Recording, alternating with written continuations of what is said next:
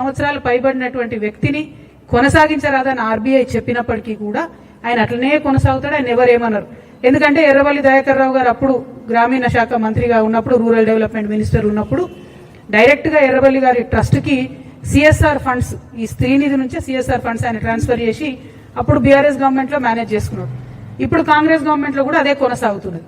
Congress government లో కూడా అందరూ ఉద్యోగులు పదే కంప్లైంట్ చేస్తే కూడా ఒక ఎంక్వైరీ కమిషన్ వేసిరు. దాని పేరేందంటే జీవో నంబర్ 523 ఎంక్వైరీ కమిషన్ వేసిరు. ఇంతవరకు ఆ ఎంక్వైరీ కమిషన్ ఏమైందంటే సీతక్క గారు మాట్లాడతలేరు.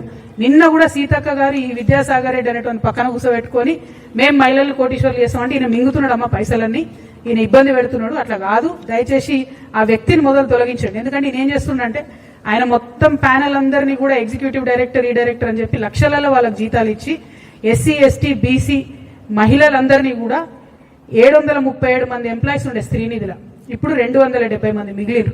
అందరినీ కూడా ఆయన తీసేసుకుంటూ వస్తున్నాడు. అన్ని రకాల రూల్స్ కూడా ఫ్లౌట్ అయిపోతా ఉన్నాయి.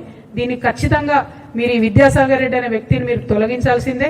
ఆ స్త్రీనిధిలో జరుగుతున్నటువంటి అక్రమాలను ఖచ్చితంగా బయట పెట్టాల్సిందే. 523 జీవో ఎంక్వైరీ ఏమైందో కూడా సీతక్క గారు చెప్పాల్సిందే.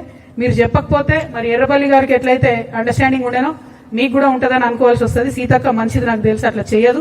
కాబట్టి తొందరగా విద్యాసాగర్ రెడ్డిని తొలగిస్తారని చెప్పి నేను మనస్ఫూర్తిగా నమ్ముతా ఉన్నాను. ఇక చివరి విషయానికి వస్తే ఈ ప్రభుత్వం ఈ బడ్జెట్ మొత్తంలో కూడా ఎక్కడ విజన్ చూపించలేదు, 6 గ్యారెంటీల విషయం చూపించలేదు.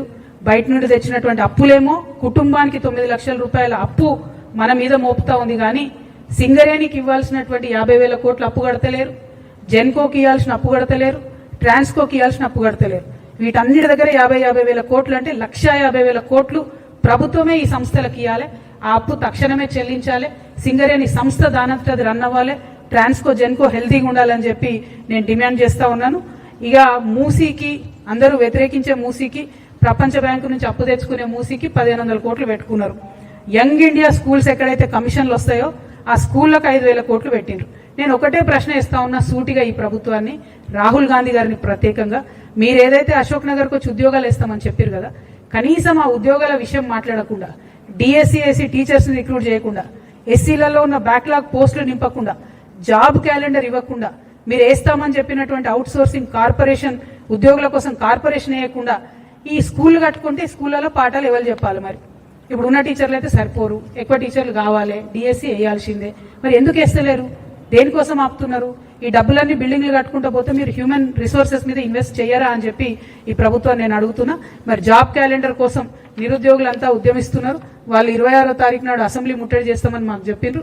ఆ అసెంబ్లీ ముట్టడికి కూడా తెలంగాణ జాగృతి నుండి సంపూర్ణంగా మద్దతు ఇస్తా ఉన్నాం. నిరుద్యోగులను మోసం చేసినటువంటి ఈ ఫేక్